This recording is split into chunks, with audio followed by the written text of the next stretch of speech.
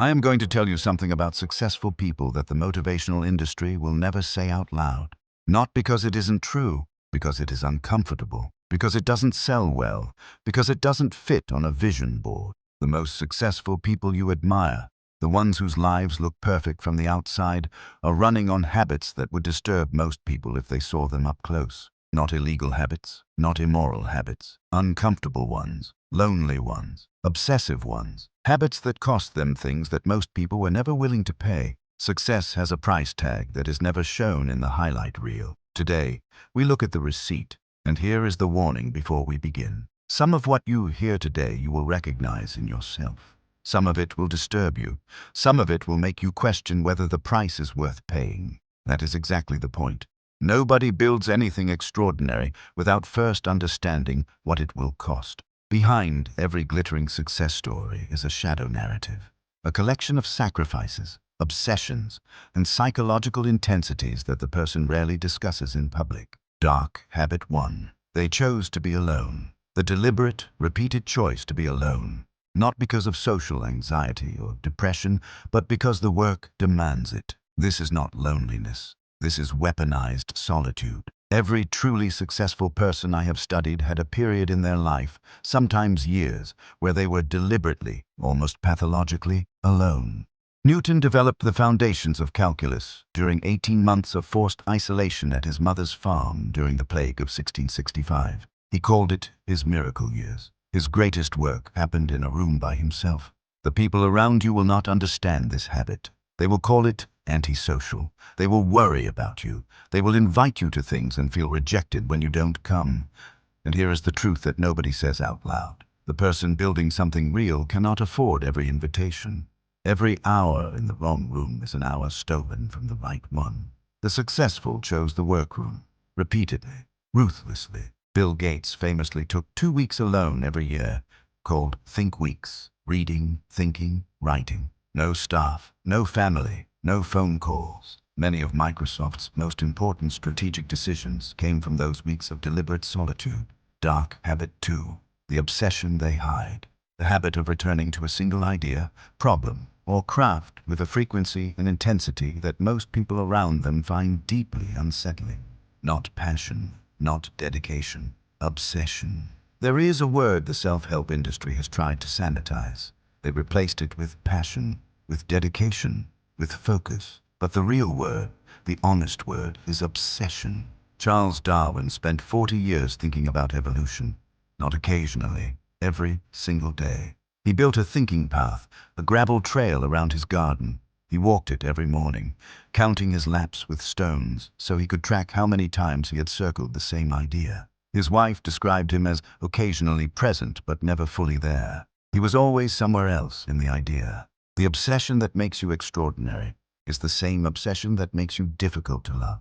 Nikola Tesla never married. Steve Jobs was described by his own daughter as a man capable of breathtaking cruelty in the service of the work. Elon Musk has described sleeping on the factory floor during Tesla's production crises, not as a sacrifice, but as a preference, because the work was more real to him than any other environment. The difference between a successful person and others is not a lack of strength, not a lack of knowledge, but rather a lack of will. What we call genius is the capacity for an evading, painful, all-consuming labor. Dark habit 3. Who they said no to. The habit of saying no, not just to bad opportunities, but to good people, meaningful relationships, and worthy causes, because the mission demands it. The motivational industry loves to talk about saying no to bad things, no to distractions, no to junk food. Nobody talks about the harder no. The no to your family who wants you to come home for the holiday. The no to your best friend who needs you and you are not there.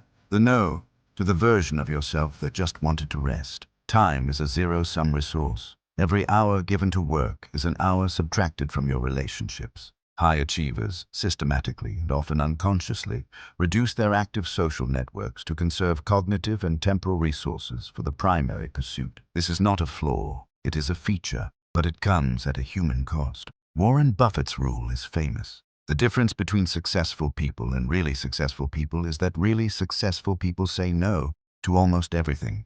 What that quote doesn't tell you is the weight of those no's. The relationships that thinned out, the occasions missed, the version of normal life that simply did not happen. Every great yes required 100 invisible no's that nobody ever counted. Dark habit 4. The relentlessness. The habit of continuing past the point where any reasonable person would stop. Past exhaustion, past discouragement, past failure, past the moment when everyone around them said it was over. There is a version of persistence that looks healthy from the outside. You stay with the project, you keep trying, you don't give up on the first obstacle. Then there is the version that the truly exceptional operate on. And it looks different. It looks like working when you are sick. It looks like continuing after the public failure, after the investors left, after the press wrote the obituary, after you yourself had almost stopped believing. The highest performing individuals consistently report a blurred boundary between work and identity. They do not work on their purpose. They are their purpose. This fusion eliminates the possibility of quitting, because quitting would require a fundamental destruction of self. Winston Churchill was removed from power, publicly humiliated, written off as a warmonger and a relic. For 10 years he sat in the political wilderness, writing, speaking, warning, to rooms that mostly did not want to listen. In 1940, at 65 years old, he became prime minister, and the relentlessness that had made him exhausting in peacetime became exactly what civilization needed at the moment it was most threatened. The trait that made them impossible to live with was the same trait that made them impossible to stop. Walt Disney was fired from a newspaper for lacking imagination. His first animation studio went bankrupt.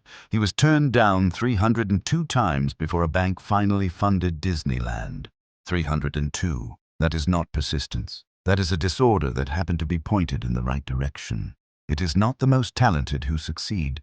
It is the ones who simply will not stop. Talent is common. Relentlessness is rare. Dark habit. 5. Using pain as data, the habit of treating failure, rejection, humiliation, and suffering not as signals to stop, but as the most precise data available about what needs to change. Most people treat pain as a stop sign. It hurts. It means something is wrong. It means this path is not for you.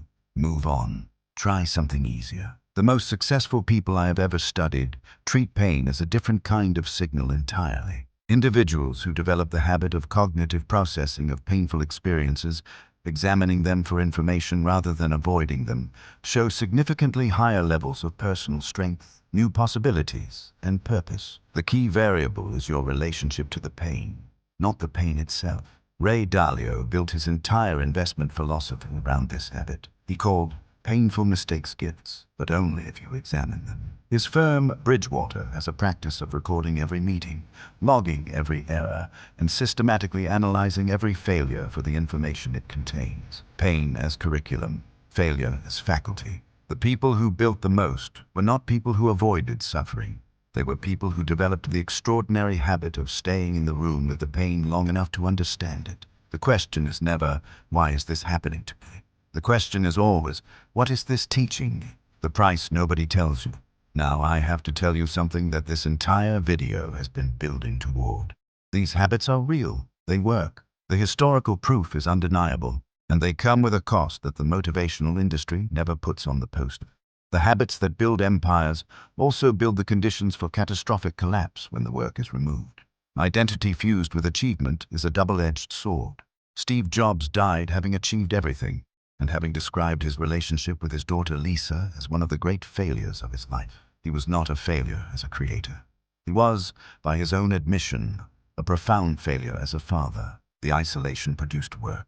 The isolation also produced loneliness. The obsession produced mastery.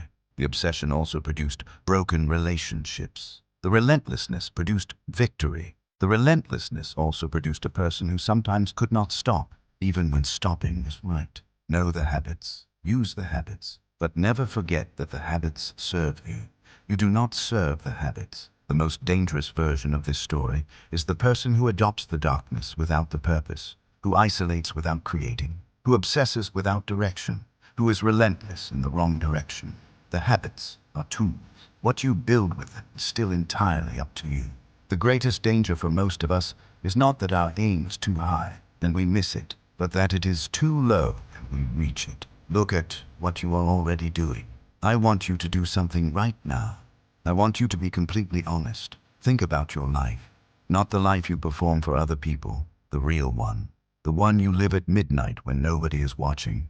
Are you already doing some version of these habits? Are you already spending hours alone with something that most people don't understand your obsession with? Are you already saying no to things because something in you knows that your energy has to go somewhere specific? Are you already carrying something relentlessly that other people told you to put down? Then you already know what I'm about to tell you. You are not strange. You are not broken. You are not too much. You are already running on the same fuel that built everything you admire. The only question is, are you going to own it? Are you going to stop apologizing for it? Stop explaining it to people who will never understand it. Stop trying to make the dark habits look acceptable to a world that only celebrates the results and never the process that built them. The most successful people were never normal. They just stopped pretending to be.